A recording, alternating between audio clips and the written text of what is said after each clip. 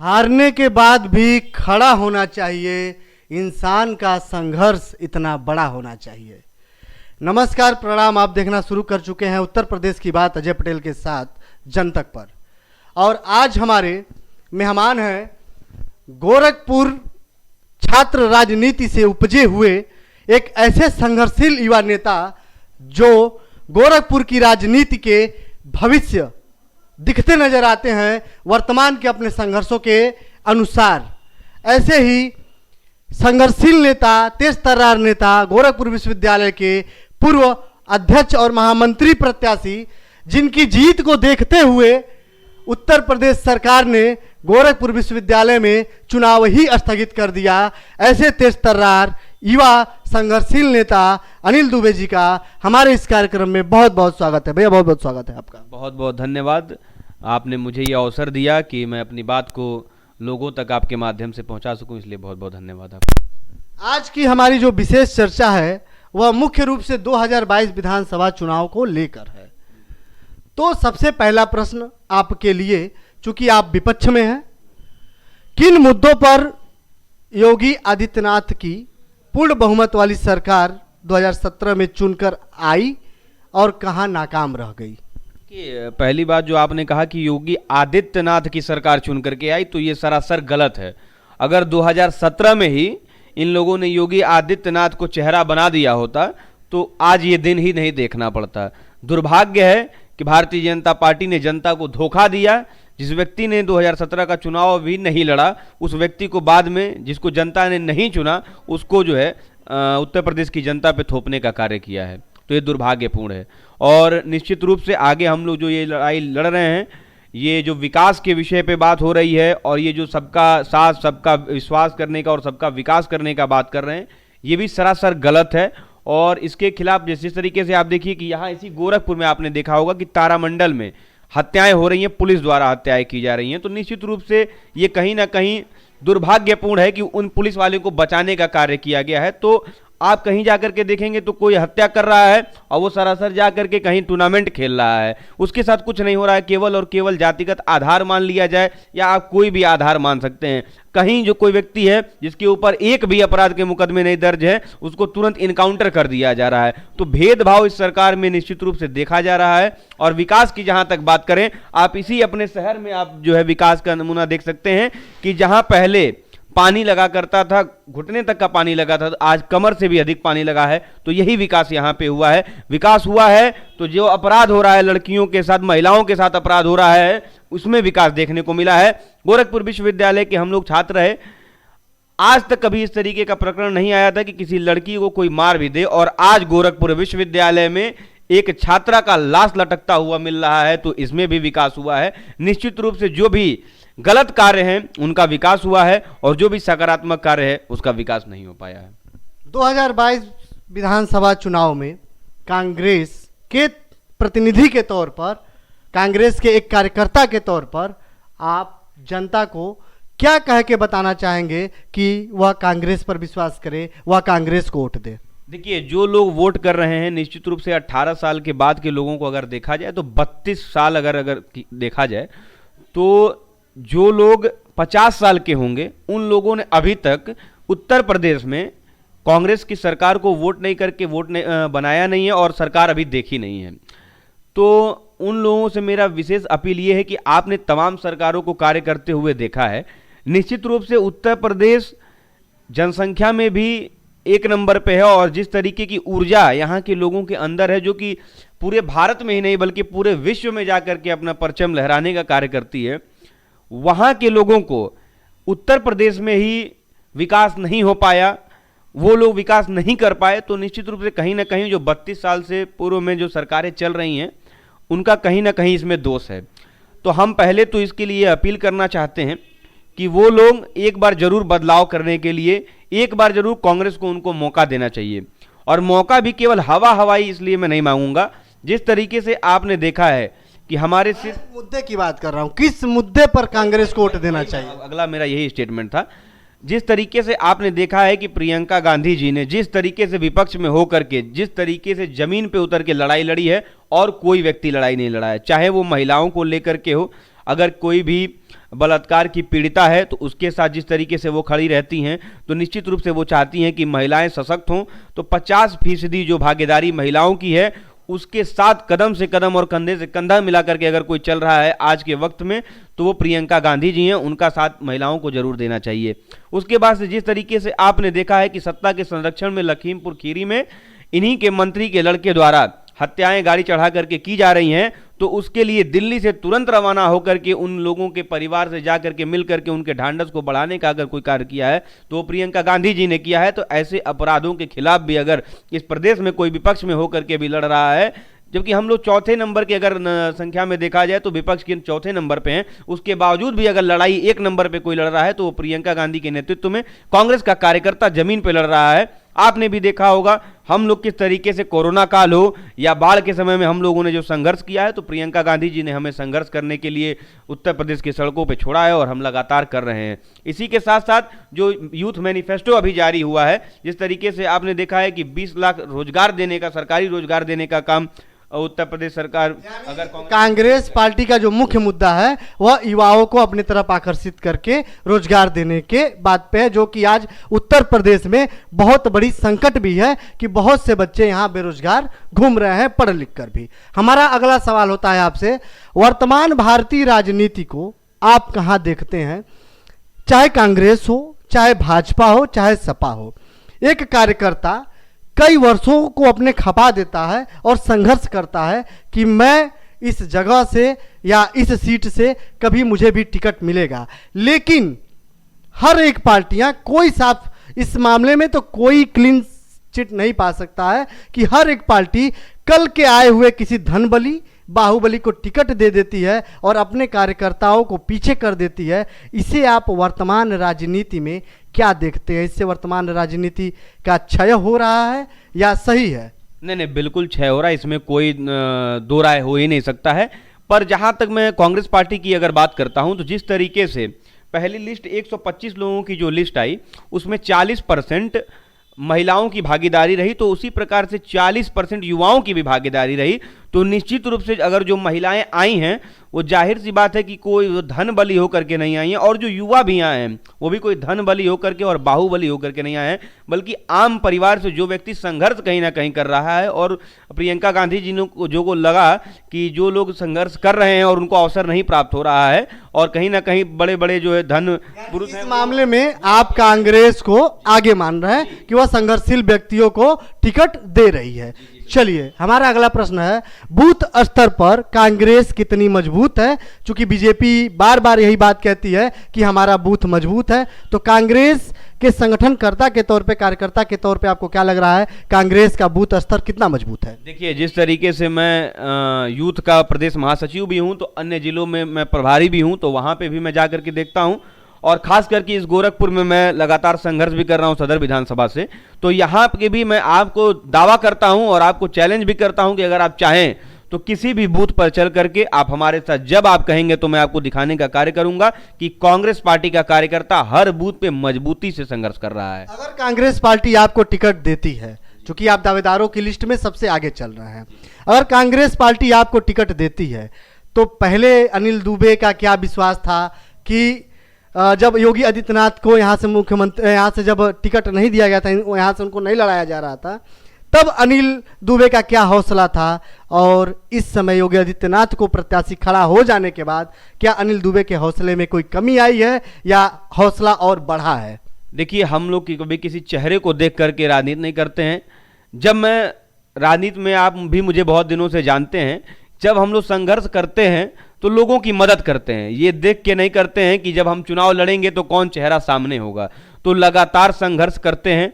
चुनाव आता है तो निश्चित रूप से एक राजनेता के रूप में किसी भी व्यक्ति को अपने आप को परखने के लिए अगर जाना चाहिए तो चुनाव में जाना चाहिए। चुनाव के अलावा आप अपने आप को परख नहीं पाएंगे कि क्या हमने सही कार्य किया, क्या हौसला और उत्साह उतना ही है। वही मैं बता रहा हूं, क्या आपने सही कार्य किया कि नहीं किया।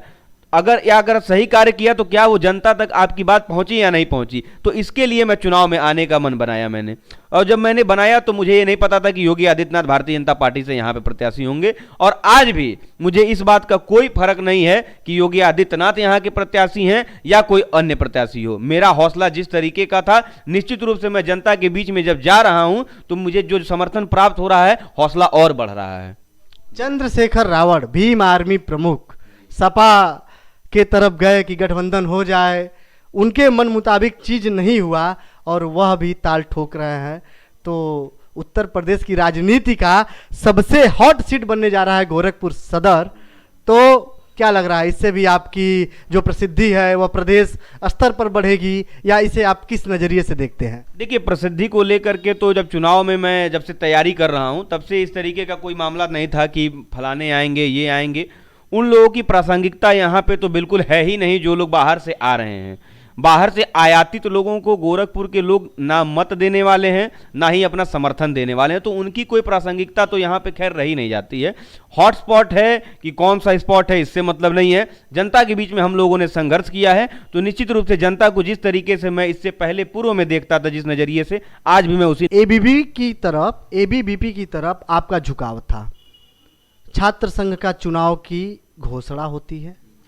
अनिल दुबे जो एबीवीपी का एक कार्यकर्ता होता है, संघर्षशील कार्यकर्ता होता है, उसे चुनाव मैदान में आना पड़ता है निर्दल, और फिर चुनाव स्थगित होता है अनिल दुबे की लोकप्रियता को देख के या विश्वविद्यालय की राजनीति को देख के। फिर आज तक वो चुनाव जो स्थगित हुआ भी नहीं, और फिर अनिल दुबे कांग्रेस पार्टी की तरफ जाता है, जो कि एबीवी के ठीक विपरीत विचारधारा।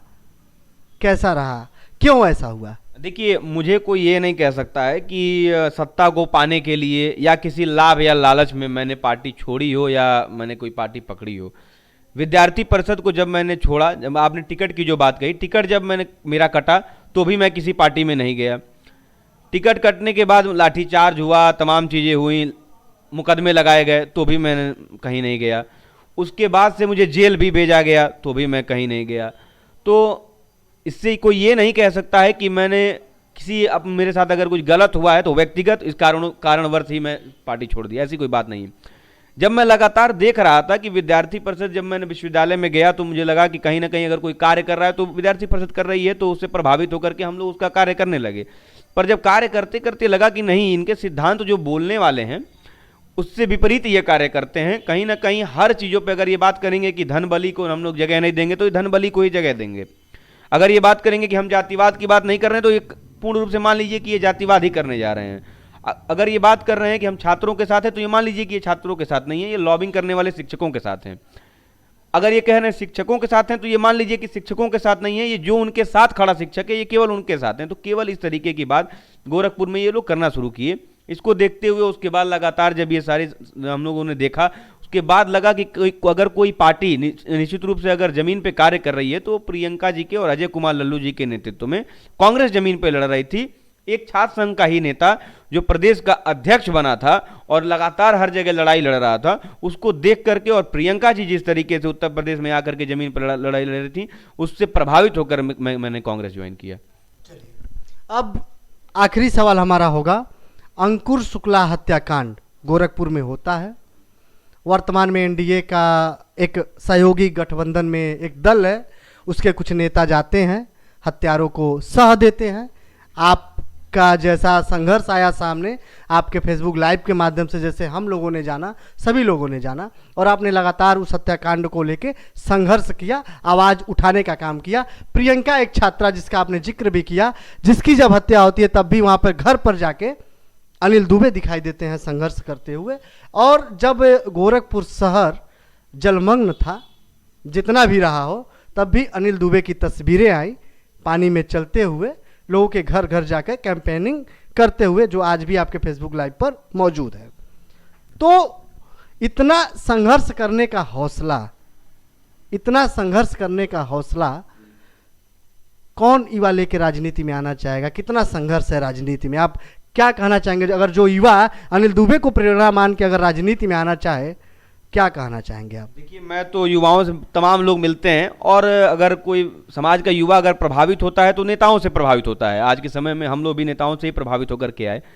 तो अगर कुछ कहता है कि करने को, तो मैं सबसे पहले कहता हूं कि अगर आपको जीवन, लग्जरियस जीवन जीना है तो इस क्षेत्र में मत आइए। आपको लग्जरी दिख रही होगी पर वो लग्जरी है नहीं। संघर्ष है, केवल और केवल संघर्ष है।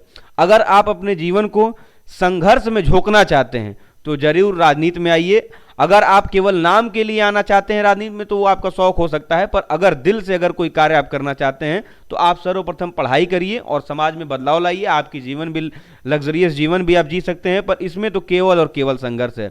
जिस तरीके से आपने बताया कि लगातार मैं संघर्ष कर रहा था, और तमाम लोगों ने तो अंकुर शुक्ला वाले पे आरोप भी लगाया कि ये ब्राह्मणों को इकट्ठा, ये है वो है। खैर, मैं आपको बताऊं कि अंकुर शुक्ला वाले में तो जिस दिन हत्या हुई, मेरी बड़ी माता जी का देहांत हो चुका था, उनके ब्रह्मभोज था। इस वजह से मैं यहाँ इस जगह पे था नहीं, गोरखपुर में, तो मैं वहाँ पहुँच नहीं पाया।